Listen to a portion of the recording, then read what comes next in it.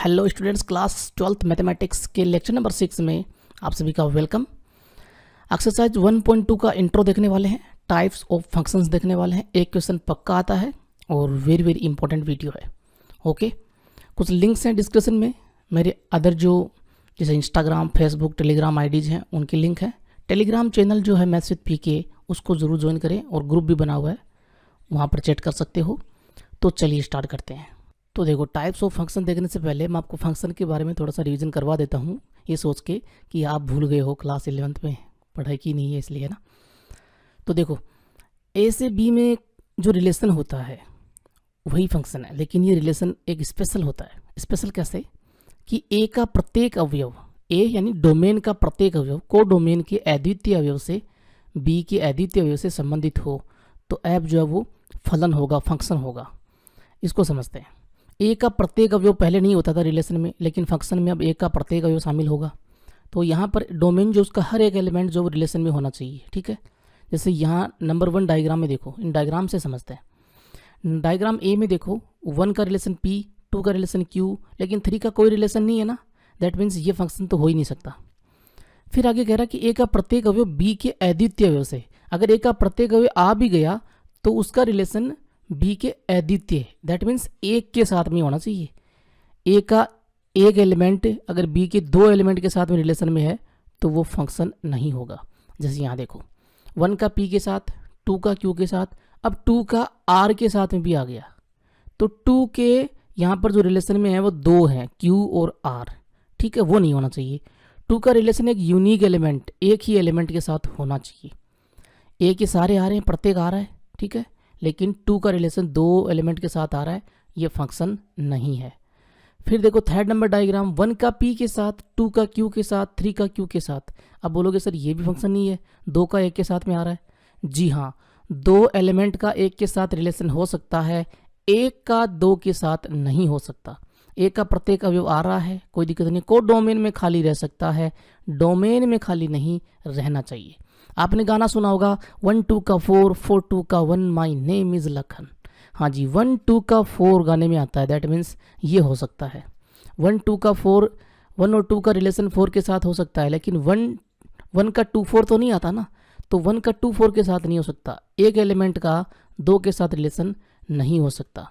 बात कुछ समझ में आ रही होगी आप लोगों को अच्छे से। तो यही फंक्शन है, ठीक है। तो यहाँ देखो, एक फंक्शन डिफाइन है ए से बी में, तो ए यहाँ पे डोमेन होता है, ठीक है, बी यहाँ पे को डोमेन होता है, ओके। और 1 का रिलेशन ए के साथ में है, इसको बोलते हैं F1 इक्वल ए, ठीक है। तो इस कंडीशन में ए जो है वो होता है इमेज, इसको बोलते हैं प्रतिबिंब। प्रतिबिंब ये पता होना चाहिए आपको, ठीक है ना, ये सब काम में आने वाला है, ये प्रतिबिंब। और 1 जो है वो ए के लिए, ये 1 जो है, ये 1 ये ए के लिए क्या होता है, प्री इमेज बोलते हैं इसको, प्री इमेज या पूर्व प्रतिबिंब, पूर्व प्रतिबिंब, ओके। अब रेंज क्या होती है बच्चों, रेंज भी आपको पता होनी चाहिए। तो जितनी भी इमेज हैं, जैसे ए बी सी, ये 3 इमेज हैं कोडोमेन में, डी नहीं है इमेज, है ना। डी यहाँ पे देखिए किसी का भी रिलेशन डी के साथ भी नहीं है ना, तो डी खाली पड़ा हुआ है। तो ए बी सी ये 3 इमेज है, इन 3 इमेजों का जो सेट होगा वो रेंज होगी यहाँ पे। तो इमेज जितनी भी होती है, प्रतिबिंब जो होती है, तो प्रतिबिंबों का समुच्चय ही क्या होता है, रेंज, परिसर, यही परिसर होता है, ठीक है। तो यहाँ पर परिसर जो वो कोडोमेन में से निकलता है, दैट मीन्स कोडोमेन जो आपके पास है ना, वो है बी। तो ये परिसर जो है रेंज, ये कोडोमेन बी की क्या होगी, सबसेट होगी, क्योंकि इसी में से निकलता है ना। चलो ठीक है, अब स्टार्ट करते हैं अपन टाइप्स ऑफ फंक्शन। तो देखो नंबर 1, एक एक की फलन, 1 1 फंक्शन, इंजेक्टिव फंक्शन इसी के नाम है। एक एक की 1 1 से पता चल रहा है एक का रिलेशन एक के साथ। जैसे यहाँ देखो, A1 का B1 के साथ, A2 का B3 के साथ, A3 का B2 के साथ, A4 का B4 के साथ, एक का एक के साथ। अब कई बच्चे बोलेंगे तो सर एक का एक के साथ ही तो होता है, एक का 2 के साथ तो वैसे नहीं हो सकता, आपने तो बोला था कि 1 का 2 4 के साथ हो ही नहीं सकता। हाँ बच्चों, फंक्शन होता ही नहीं वो, अगर 1 का 2 4 के दोनों के साथ में हो रहा है तो, ठीक है ना। लेकिन बच्चों एक का रिलेशन 2 एलिमेंट के साथ तो नहीं हो सकता, लेकिन 2 का, 3 का, 4 का एक के साथ हो सकता है। और जब ऐसी कंडीशन होती है तो उसको बहु एक ही बोलते हैं, मेनी वन फंक्शन बोलते हैं। A1 A2 A3 A4 मान लो इन चारों का B1 के साथ रिलेशन है तो ये फंक्शन है और इसको मेनी वन बोलते हैं। एक एक की में एक का एक के साथ होगा। मैथमेटिकली एक एक की फंक्शन को कैसे डिफाइन करेंगे, है ना। तो एक क्वेश्चन लेता हूँ मैं, देखो F x is equal x, real number के सेट में डिफाइन है फंक्शन। हम कैसे चेक करेंगे एक एक की है या नहीं। तो उसके लिए आपको क्या करना पड़ेगा, डोमेन आर जो है उसमें से दो एलिमेंट ले लीजिए कि x1 और x2 दोनों डोमेन आर से बिलोंग करते हैं। और आपको क्या करना है, f x one is equal f x two मान लेना है, ठीक है। जब आप ये मान लोगे और यहाँ से x1 बराबर x2 अगर आप लेकर आ गए तो वो फंक्शन एक एक ही होगा, 1 1 होगा, इंजेक्टिव होगा। देखो यहाँ पे मैं लेके आता हूँ, एफ एक्स वन की वैल्यू क्या होगी, एफ एक्स बराबर x है, इस x की जगह x1 पुट करेंगे तो x1 इधर भी होगा राइट हैंड साइड में, तो वो वैल्यू आ गई is equal. F x two की वैल्यू क्या होगी, एफ एक्स बराबर x है, x की जगह पे x2 पुट कर दो तो यहाँ x2 आ गया, ठीक है।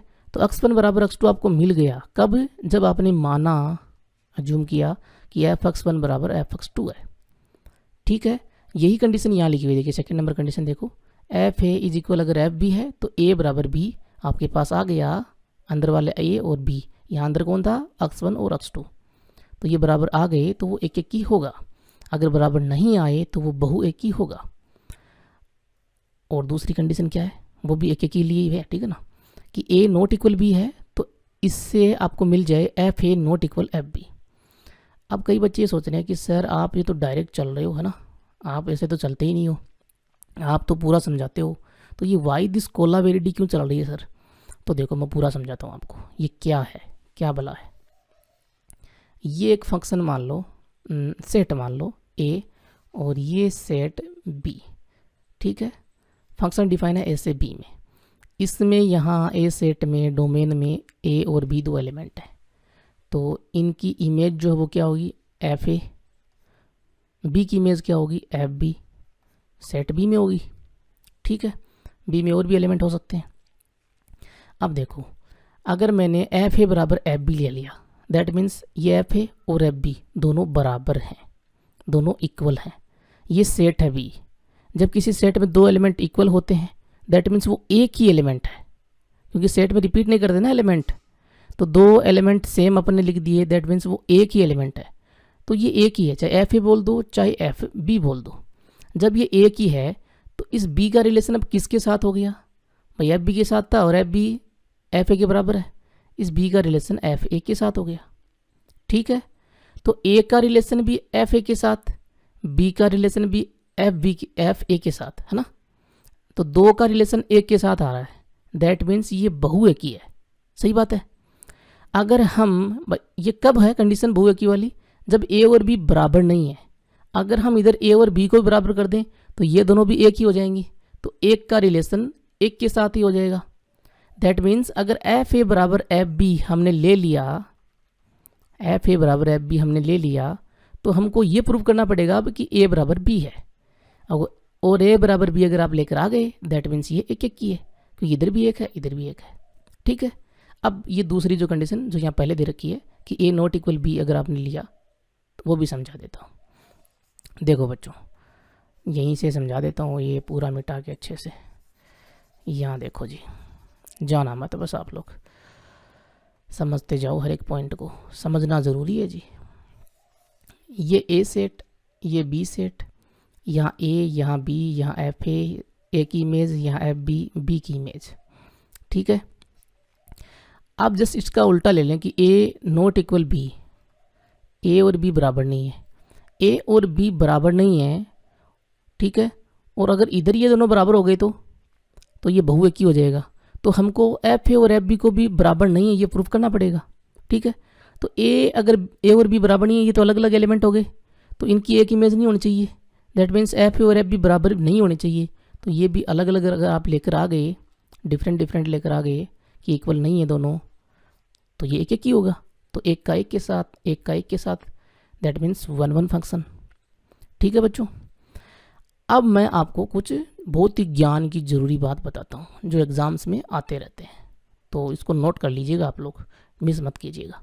कुछ ऐसे फंक्शन हैं बच्चों जो एग्ज़ाम्स में आते रहते हैं, पूछे जाते हैं, और वो हमेशा एक एक ही होते हैं, ठीक है ना, 1 1 होते हैं, क्योंकि ये ऐसे फंक्शन है जो हमको डायरेक्ट देखने होते हैं। जैसे एयरफोर्स की एग्ज़ाम हो गई है ना, एनडी की हो गई, तो वहाँ पे पूछ लिया जाता है कि एक एक की है या आच्छादक, ऐसे पूछ ले 1 1 है या बाइजेक्शन है कि नहीं, कुछ भी पूछ सकता है। तो कुछ ऐसे फंक्शन हैं जो एक एक की हमेशा होते हैं, एक एक की होते हैं, ठीक है। एक तो होता है आइडेंटिटी फंक्शन, यूनिटी फंक्शन, जिसको अपन बोलते हैं तत्समक फलन। तत्समक फलन कौन सा होता है? देखो ये फंक्शन जो है ना, ये वाला, कई बच्चों को पता ही नहीं है, मैंने तत्समक लिखा था। ये फंक्शन जो वो तत्समक फलन है, एफ एक्स बराबर एक्स हो रियल नंबर के सेट में, तो ये तत्समक होगा। तत्समक फलन हमेशा एक एक की होता है, 1 1 होता है। सेकेंड नंबर जो लीनियर फंक्शन होता है, रेखिक फलन, रेखिक फलन जिसको अपन कहते हैं, इसको रिप्रेजेंट करते हैं ए एक्स प्लस बी से, ठीक है ना। जैसे एग्जाम्पल लूँ मैं, 2x प्लस 3 या सिर्फ 2x या फिर 4x प्लस 5 या माइनस में भी हो सकता है 4x माइनस 5, ये सब फंक्शन जो वो हमेशा 1 1 होते हैं, इंजेक्टिव होते हैं, ओके। एक फंक्शन होता है ए एक्स की पावर n प्लस बी, और n यहाँ हो ओड, विषम, तो ये फंक्शन जो है अगर इस वैल्यू से डिफाइन है तो ये हमेशा 1 1 होगा। एग्जाम्पल देखें इसके, जैसे आपको दे दिया 2x की पावर 3, 2x की पावर 3 प्लस 4, 3x की पावर 5 माइनस 6, है ना, ऐसे कुछ भी दे दे, बस यहाँ पे x की पावर ओड होनी चाहिए, प्लस माइनस में कुछ हो ना, उससे फ़र्क नहीं पड़ेगा। तो ये भी क्या होता है, एक एक की, 1 1। फिर नेक्स्ट देखो, आपको एक्सपोनेंशियल फंक्शन दे दिए जाएं, चरघातांकीय फलन। चरघातांकीय फलन कौन से होते हैं?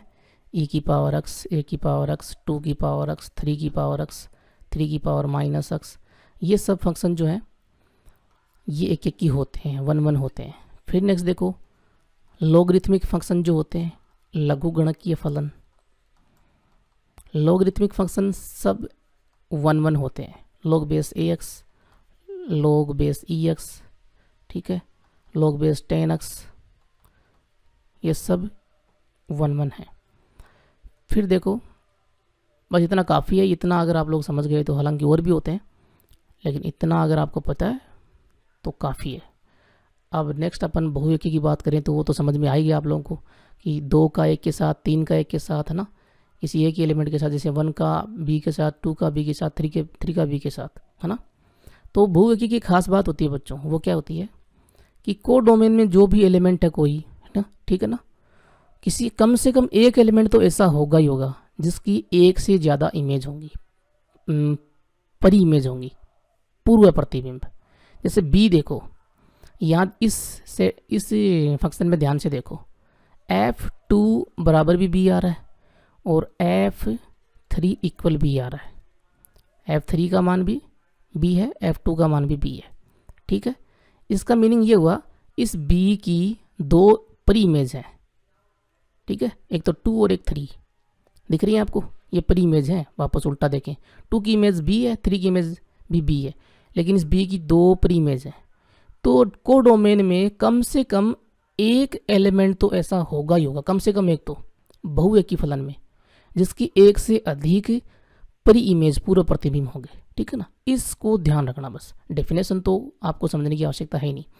तो a और b अगर बराबर नहीं है इधर, और f a बराबर f b हो जाए, जैसे यहाँ पर देखो कि 2 और 3 इक्वल नहीं है ना, लेकिन f2 और f3 इक्वल आ रहे हैं, दोनों की वैल्यू b आ रही है, 2 और b बराबर नहीं है, तो ये बहुएकी होगा। जब भी आप बहुएकी को प्रूव करते हो तो ऐसे ही करते हो कि f2 is equal b is equal f3, तो 2 नॉट इक्वल 3 है, 2 और 3 बराबर नहीं है, लेकिन f2 और f3 बराबर आ रहे हैं, b आ रहा है, तो f2 इज इक्वल f3 आ रहा है, ये बहुएकी है, ओके। अब ये तो ज़्यादा काम में आने वाला है नहीं बहुएकी फलन, लेकिन जो काम में आएगा वो आएगा आच्छादक फलन, onto function, surjective function. तो एक एक की और आच्छादक से एक क्वेश्चन पक्का ही आता है, और एक साथ दोनों को भी पूछ लिया जाता है कि एक एक की और आच्छादक प्रूफ करो, यह है या नहीं। आच्छादक फलन क्या होता है? जब फलन का सह-प्रांत और फलन का परिसर, कोडोमेन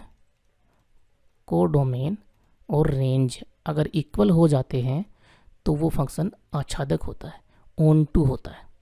इक्वल कब होते हैं? जब कोडोमेन में कोई भी एलिमेंट खाली ना रहे। खाली का मीनिंग है कि कोडोमेन में हर एलिमेंट के लिए एक प्री इमेज डोमेन में अवेलेबल हो, एक पूर्व प्रतिबिंब डोमेन में हो। जैसे मैं कहूँ कि मैं एक एलिमेंट ले लेता हूँ B3, अब ये B3 खाली पड़ा हुआ है, इसकी कोई भी प्री इमेज अवेलेबल नहीं है। दैट मीन्स ये B3 किसी भी एलिमेंट की इमेज नहीं है, प्रतिबिंब नहीं है।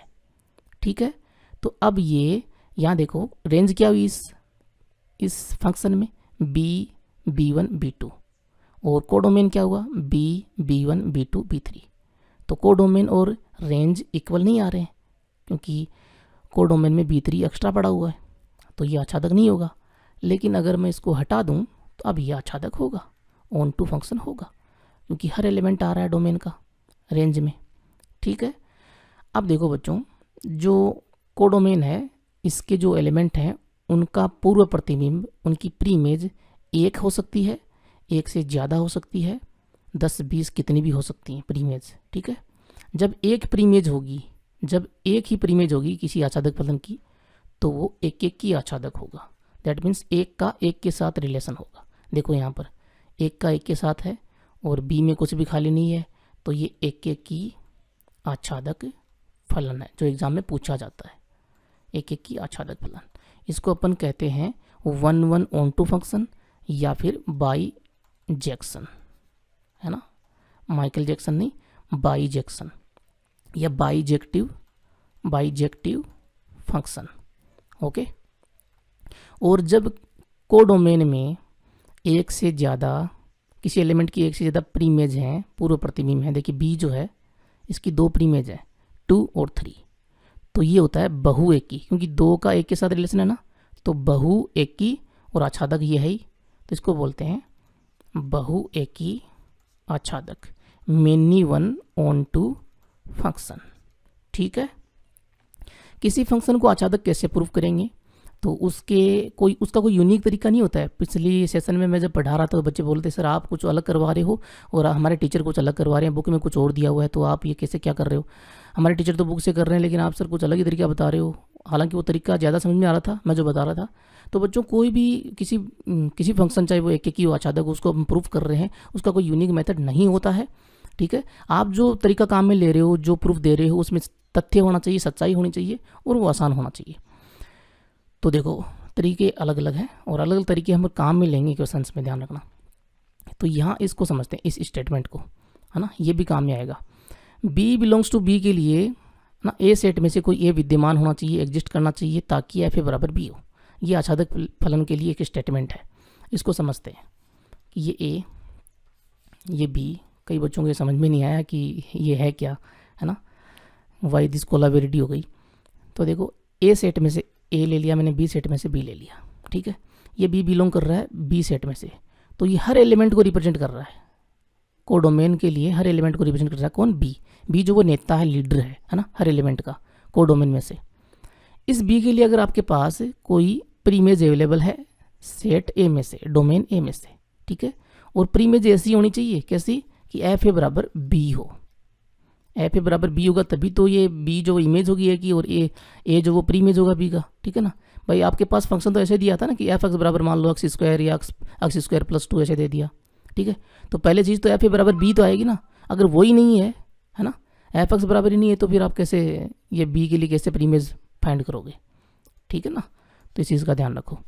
तो अगर b belongs to, small b belongs to codomain b में से आ रहा है, उसके लिए डोमेन ए में से कोई ए विद्यमान है, और विद्यमान एग्जिस्ट ऐसा होना चाहिए कि एफ ए बराबर बी है। ठीक है, इसका सीधा सा मीनिंग ऐसे है कि इस बी के लिए जो प्रीमेज आएगी वो ए सेट में से आनी चाहिए। ठीक है, अगर आ रही है तो वो आच्छादक है, अगर बाहर से आ रही है, इस डोमेन में से नहीं आ रही है, अगर किसी बाहर के सेट से आ रही है तो वो आच्छादक नहीं होगा, क्योंकि इस डोमेन में है ही नहीं प्रीमेज। ठीक है, एक एग्जाम्पल, एक क्वेश्चन देखते हैं, आपको समझ में आ जाएगा। देखो मैंने एक फंक्शन डिफाइन किया, ऐप जो है वो डिफाइन है आर से आर में, वास्तविक संख्याओं के समुच्चय में। यहाँ पर डोमेन को दर्शाने के लिए मैं स्टार लगा देता हूँ, आर स्टार से आर में, दोनों रियल नंबर ही हैं लेकिन ये डोमेन को रिप्रेजेंट करेगा। ठीक है, और एफ एक्स आपको दे रखा है मान लो 2x + 3। ठीक है, आपको चेक करना है कि आच्छादक है या नहीं फंक्शन। कैसे चेक करोगे, देखिए जो मैं तरीका काम में लेते आ रहा हूँ वो बताता हूँ। मैं एफ एक्स बराबर वाई ले लेता हूँ हमेशा। देखिए ये आर स्टार है, ये आर है, यहाँ आर स्टार में एक्स होगा, एक्स डोमेन में से आएगा, और आर में से एफ एक्स होगा। एफ एक्स बराबर मैंने वाई लिया, तो एफ एक्स बराबर वाई लिया, तो वाई किससे आया, को डोमेन में से। ठीक है, अगर इस वाई के लिए आपको कोई एक्स मिल जाए डोमेन में आर स्टार में, तो आपका काम हो जाएगा, आच्छादक हो जाएगा। तो हमें एक्स की वैल्यू निकालनी पड़ेगी। यहाँ तो वाई की वैल्यू है ना 2x+3, एक्स की वैल्यू निकालो। एक्स इक्वल क्या होगा वो देखो, वाई फिर -3, वो 2 का लग जाएगा भाग, तो बाई 2, ये एक्स की वैल्यू आ गई। इसका मीनिंग ये है कि वाई की वैल्यू हम रियल नंबर में से पुट करें कोई भी वैल्यू, और ये जो वैल्यू है वाई -3/2, ये आर स्टार है, यह है तो रियल नंबर ही, लेकिन डोमेन में से आपको मिल जाए। ठीक है, एक्स की वैल्यू आपको मिल जाए, क्योंकि एक्स किससे बिलोंग करता है, डोमेन में से। अगर ये वैल्यू डोमेन में से नहीं आई, वाई -3/2, अगर ये बिलोंग कर रहा है आर स्टार में से, तब तो ये आच्छादक है, ऑन टू है। अगर ये बिलोंग नहीं करेगा, अगर ये बिलोंग नहीं करेगा आर स्टार में से, दैट मीन्स एक्स जो वो आर स्टार में से नहीं आ रहा है, और एक्स हमने लिया है इसका पूर्व प्रतिबिंब, और वो आर स्टार में से नहीं आया, तो ये ऑन टू नहीं है, फिर ये अंतरक्षेपी होगा, इनटू होगा। बात समझ में आ गई। तो यहाँ देखो, आप रियल नंबर में से कोई भी वाई की वैल्यू पुट करोगे, तो ये जो है वाई -3/2, ये रियल नंबर में से ही आता है हमेशा। ठीक है ना, कोई भी वैल्यू पुट करके देख लो, चाहे आप रियल नंबर ही मिलेगी। लेकिन इसी एग्जाम्पल को या इसी क्वेश्चन को मैं थोड़ा सा चेंज कर दूँ। जैसे मैं कह दूँ कि एफ जो है वो डिफाइन है एन से आर में। ठीक है, एन से आर में डिफाइन है, और एफ एक्स बराबर आपको दे रखा है 2x+3। ठीक है, अभी समझ लो, फिर बाद में बड़ी दिक्कत आती है बच्चों, इस चीज़ को अभी समझ लेना अच्छे से, ध्यान से। तो इसके बराबर मैंने y ले लिया। अब y तो कोडोमेन में से आ रहा है ना, तो y बिलोंग कर रहा है रियल नंबर में से। x की वैल्यू निकाल लो, x इक्वल क्या आया, y -3/2। अब y -3/2 जो है x, और x जो था वो डोमेन में से था, तो y -3/2 डोमेन में से आपको मिल गया, ये डोमेन, ये r, ये x और ये y। तो अगर ये x नेचुरल नंबर में से आपको मिल गया, तो ये आच्छादक होगा, नहीं मिला तो आच्छादक नहीं होगा। तो मैं देखिए एक वैल्यू लेता हूँ, मैं ले लेता हूँ कि y की वैल्यू 4 है, भाई 4 रियल नंबर में से आएगा ना, रियल नंबर होता है 4। मैंने 4 यहाँ पे पुट किया, तो 4 - 3/2, तो वैल्यू आई 4 में से 3 गया 1/2। ये 1/2 x की वैल्यू, क्या x की वैल्यू 1/2 नेचुरल नंबर है? ये तो नेचुरल नंबर नहीं है, नेचुरल नंबर नहीं है, तो ये फंक्शन जो है ये आच्छादक नहीं है। कुछ समझ में आ रहा है? एक भी एलिमेंट को डोमेन में से आपको ऐसा मिल गया जिसके लिए प्री इमेज अवेलेबल नहीं है, जैसे 1/2 4 मुझे ऐसा मिला, यहाँ रियल नंबर के सेट में 4 ऐसा मिला, उसके लिए जो प्री इमेज मिल रही है मुझे, है ना, इस फंक्शन के हिसाब से वो 1/2 मिल रही है, और 1/2 नेचुरल नंबर में नहीं है, वो अलग से मिल रही है, तो नेचुरल नंबर में होनी चाहिए ना। अब आपको समझ में आ गया होगा अच्छे से। ठीक है, तो इस सेट में होनी चाहिए वो चीज़। ओके, तो नेक्स्ट देखो बच्चों, अंतरक्षेपी फलन। अंतरक्षेपी फलन क्या होता है? जो फंक्शन ऑन टू फंक्शन नहीं है, आच्छादक नहीं है, वो अंतरक्षेपी होता है। ठीक है, यानी कि कम से कम एक एलिमेंट ऐसा है जो खाली रह जाए, किसमें, कोडोमेन में, तो वो अंतरक्षेपी होगा, आच्छादक नहीं होगा ना। अब एक चीज़ मैं आपको और समझा देता हूँ, जो एग्जाम में क्वेश्चन आता ही रहता है हमेशा, आच्छादक फलन में समझा रहा हूँ। ठीक है ना, ये ऑन टू फंक्शन में अभी याद आया मुझे, ताज़ा। तो देखो, कोई फंक्शन डिफाइन है ए सेट से बी सेट में, बहुत इंपॉर्टेंट पॉइंट है, ये क्वेश्चन आता है इसलिए आपको बता रहा हूँ। ठीक है ना, कई बार मान लो आपको किसी एयरफोर्स या किसी और कोई एग्ज़ाम एनडी आप दे रहे हो, आपको डायरेक्ट मिल जाएगा। ठीक है ना, इसलिए आपको बता रहा हूँ कि एफ ए से बी डिफाइन है, और ए सेट होता है, बी भी सेट होता है, आपको पता है, दोनों सेट है, समुच्चय हैं। तो अगर n a is less than है एन बी, एन बी क्या होता है, कोटि, यानी कि ए में अवयवों की संख्या, है ना, अवयवों की संख्या ए में ये कम है, अवयवों की संख्या, number of elements in set b से कम है। डोमेन में यूँ समझ लेते हो कि डोमेन में जो एलिमेंट हैं वो कम हैं कोडोमेन के एलिमेंट से। ठीक है, ऐसे समझ लीजिए। तब उस कंडीशन में चाहे आगे एफ एक्स बराबर कुछ भी दिया हो, आपको कुछ भी दिया हो, ये फंक्शन कभी भी आच्छादक होगा ही नहीं, कभी भी नहीं होता। देखो कैसे, ये सेट है, ये बी सेट है, इसमें मान लो ये सेट में A1 A2 है, ठीक है, बी सेट में B1 B2 B3। अब मुझे इस फंक्शन को आप आच्छादक प्रूफ करके दिखाओ। ये प्रूफ हो ही नहीं सकता, देखो ये आच्छादक हो ही नहीं सकता। कैसे? यहाँ देखो ए की जो कोटि है, ए में अवयव जो कम है 2 हैं और यहाँ 3 है, तो कोटि डोमेन की कम है कोडोमेन से। तो मैं मान लो कि A1 का रिलेशन B1 के साथ, A2 का रिलेशन B2 के साथ, अब B3 तो रह गया ना, आच्छादक नहीं होगा, ठीक है। अच्छा, आप ये सोच रहे हो कि मैं ऐसा कर दूँ, ये से B A1 A2, ये B1 B2 B3, मैं ऐसा कर देता हूँ, ये A1 का B1 के साथ, A2 का B2 के साथ और A2 का B3 के साथ भी। तो सर अब ये हो गया आच्छादक? नहीं, ये फंक्शन ही नहीं होगा अब, क्योंकि एक एलिमेंट की 2 इमेज बन रही है ना, ये फंक्शन ही नहीं है। अच्छा, तो अब ये पोजीशन, ये कंडीशन भी तो बन सकती है, ये A1 ये A2 ये B1 B2 B3। तो सर मैं A1 का B1 के साथ और A2 का भी B1 के साथ कर दूँ तो अब भी ये आच्छादक नहीं हुआ, क्योंकि B2 और B3 खाली रह गए। कुछ समझ में आया बच्चों मैं क्या कहना चाहता हूँ? कोटि अगर डोमेन की कम है, ऑर्डर कम है को डोमेन का, तो वो कभी भी आच्छादक नहीं होगा, ठीक है ना। अच्छे से दिमाग में ये फिट कर लेना। ओके, अब देखो बच्चों, एक एक की आच्छादक फलन, ये मैं आपको बता चुका हूँ बाइजेक्शन। अगर कोई फंक्शन एक एक की और आच्छादक दोनों है तो वो एक एक की आच्छादक होगा, ठीक है। नेक्स्ट लेक्चर में बच्चों अपन देखेंगे एक्सरसाइज 1.2 का सॉल्यूशन और क्वेश्चंस देखेंगे। काफ़ी कुछ मैंने आपको समझाने का प्रयास किया जितना मेरे पास में नॉलेज था, हालांकि नॉलेज और भी है लेकिन यहाँ मैं नहीं समझा सकता, तो वो अपन स्टार्ट करेंगे एयरफोर्स का, NDA का ग्रुप मैथमेटिक्स का बैच है ना, और स्पेशल बैच, उसमें अच्छे से समझाऊंगा आप लोगों को शॉर्ट ट्रिक वगैरह। लेक्चर आपको कैसे लग रहे हैं कमेंट करके ज़रूर बताना। काफ़ी दिनों बाद आपको लेक्चर मिल रहा है तो उसके लिए माफ़ी चाहता हूँ, क्योंकि मुझे आपको पता है कि मेरी थोड़ी सी तबीयत जो वो ख़राब रहती थी बीच में, उसकी वजह से हो गया जी। और बीच में मैं पापा भी बना था तो वो भी थोड़ा सा ध्यान रखना होता है। Thank you so much. Lecture देखते रहें, डिस्क्रिप्शन में लिंक है, आगे के पीछे के लेक्चर देखें और हर लेक्चर देखें, आपको सब कुछ धीरे धीरे समझ में आने लग जाएगा, ठीक है ना। कहीं भी जाने की शॉर्ट ट्रिक ढूंढने की आवश्यकता नहीं है। पहले अपन एक एक पॉइंट बेस के हिसाब से चलेंगे, फिर जाएंगे शॉर्ट ट्रिक पे। तो पहले अपना बेस मजबूत कर लो अच्छे से। जय हिंद, थैंक यू।